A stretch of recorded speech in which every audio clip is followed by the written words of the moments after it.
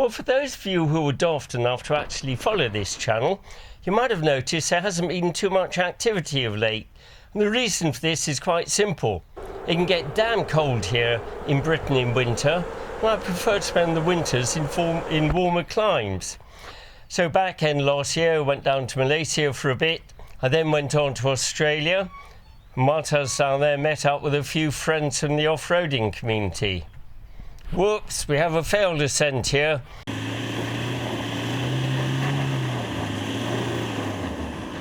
Perhaps that guy needs a few lessons from someone who really knows how to do it.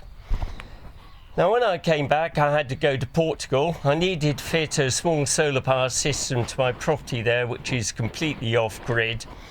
But you know, it's been unseasonably wet, and for the first time in many years all of the reservoirs in Portugal are completely full.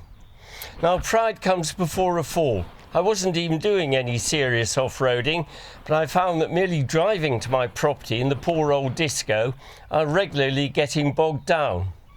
And you know, I finally found the answer to the age-old question, are you better off being in a Land Cruiser being recovered by a Land Rover, or vice versa? Well, the real answer to that is neither. What you really need is you need a Massey Ferguson.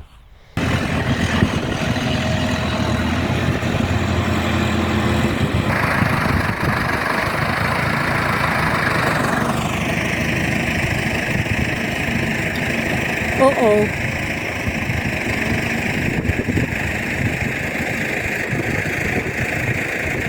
Look, job done, no sweat, no drama. And next time I'm putting together a big expedition, I'll make sure that one of the guys is driving a Massey. Anyhow, back to business. Even though I haven't been super active on the Defender, there has actually been some useful progress, and particularly in the area of rustproofing. Now I've had a very big rustproofing job to do on the vehicle. I've taken care of it over the years and it's been pretty much rust-free, which is amazing for a 33-year-old vehicle. However, driving through the edge of the Magadi Guddy salt pans in Botswana, it really suffered. Rust was springing up absolutely everywhere, and the underside was covered with this salt-laden mud, which I couldn't get rid of. And the reason for this is this Dinitrol underseal, which I had applied previously. I think it's absolutely dreadful stuff. It doesn't go hard and anything will stick to it. And if you want to get rid of the mud, you have to scrape this off. And it's been a hell of a job.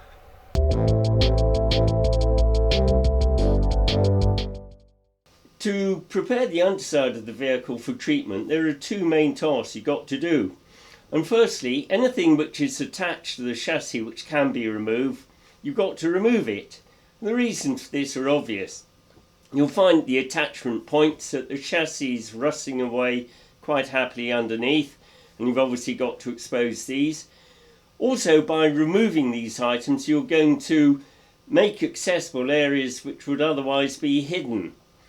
And finally, for treating these items, much easier to do it in the workshop rather than in situ on the vehicle itself. And second thing you've got to do, and particularly if the vehicle has caked on underseal, and particularly if the non-setting type, you've got to remove the underseal. I contacted Dinitrol about it, and their first suggestion was, well, just leave the old underseal in place. And for me this is a complete non-starter. But they did then suggest if I wanted to remove the underseal, I could use white spirit. Well, they live in a completely different world, don't they? And if you look at their instructional videos, they're dealing with new or nearly new vehicles, pristine clean, under laboratory conditions.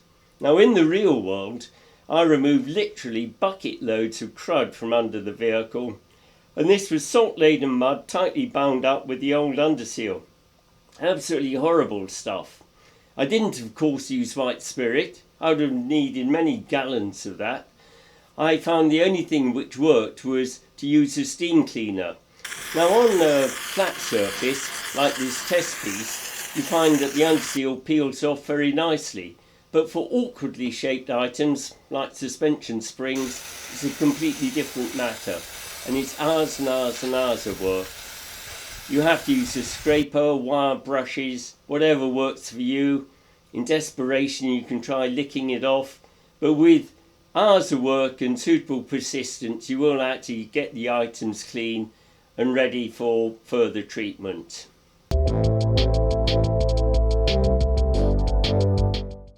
So having prepared the external surfaces underneath, what next? What I want to be able to do is pressure wash off all the mud, the salt and so forth, and to be able to inspect the steel underneath. Now a good example of this is given by these two suspension turrets, and these were treated with conventional underseal a number of years ago, and you see that the one on the right is cleaned up very nicely just with simple pressure washing, and this wouldn't have been possible if they'd been coated with the Dinitrol goo. So that's how I'm going to do. Everything's going to get a couple of coats, either of metal paint or of conventional underseal. And what we tend to do in Britain is at the end of the winter we pressure wash off underneath, remove all of the road salt, give a good inspection to the chassis, and if there's any areas where there's coating breakdown, you just do local touch-up. Job done.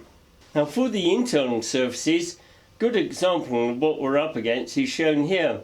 And this is the end of the jackable sill which I'd taken off the vehicle. Now this sill has no external holes in it, and the ends are blocked off with plastic end caps, so the only moisture you can get inside is from surface condensation, and it's scary how much damage that can do. Now if this were a chassis member, the only way I could treat it would be with a lance to spray it inside, but because it's off the vehicle I can pour rust treatment through from one end to the other. And I start off by putting in rust passivator, and this is 40% phosphoric acid. I left that to dry for a couple of weeks, and regarding the anti-corrosive, well, inside chassis members I quite often use Waxol, but here I want something which is liquid. Many people recommend lanolin oil, and I got no problem with that except for its price. I prefer to use ATF. It's a really good anti-corrosive, and it doesn't have any nasty combustion products, unlike used engine oil. And by the way, I get it for a really good price every time I change the gearbox oil. Now as you can see from these photos, the underbody is in quite good condition. All of the salty mud has gone, as has the Dinitrol goo, and the external surfaces are now nicely protected. I do still have to inject the chassis members, but I'll leave that until the heat of summer. Progress will pick up quite slowly to begin with. I got some other big projects ongoing, such as the external painting and maintenance of this big old barn. But as we get into summer, progress will accelerate, and please stick around because there's plenty of fun to come as the project reaches its conclusion.